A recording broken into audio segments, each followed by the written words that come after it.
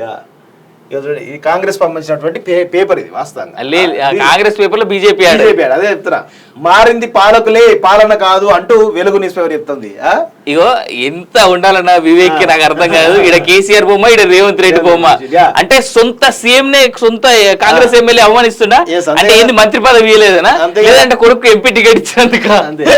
ఇక్కడ 2014 నుంచి 2023 వరకు కే ట్యాక్స్, ఫ్రమ్ 2024 నుంచి R tax, Revanth Reddy tax వేస్తున్నా చెప్పేసి అఫీషియల్ చెప్తా ఉన్నట్టు తెలుస్తా ఉంది. ప్రజలు దోచుకుంటున్న మోసగాళ్లకు బుద్ధి చెబుతాం అంటూ, అంటే మోసగాడు రేవంత్ రెడ్డినా అంతే కదా, అంటే వెలుగు పేపర్ చెప్తా ఉంది కదా, రేవంత్ రెడ్డి మోసగాడు అని చెప్తున్నటువంటి వెలుగు పేపర్ అంతే. మరోసారి మన మోడీని సర్కార్ని గెలిపిద్దాం అంటే మోడీని గెలిపిద్దామని చెప్తున్నట్టు వెలుగు పేపర్ అంతే కదా. అది వివేక్ ఛానల్ బాగుంది, నచ్చింది నాకు. 6 నుంచి దోస్తు రిజిస్ట్రేషన్లు, 3 విడతల్లో డిగ్రీ అడ్మిషన్లు, ఈ నెల 15 నుంచి ఫస్ట్ ఫేజ్ వెబ్ ఆప్షన్లు, జూన్ 3న సీట్ల కేటాయింపు, జూలై 8 నుంచి డిగ్రీ ఫస్ట్ ఇయర్ క్లాసులు, ఈ సంవత్సరం నుంచి 4 కొత్త కోర్సులు అంటూ ఒక న్యూస్ చూస్తా ఉన్నాం. ముక్కలేదు సుక్కలేదు, ఎంపీ ఎన్నికల్లో కనిపించని తావత్తలట. పాపం.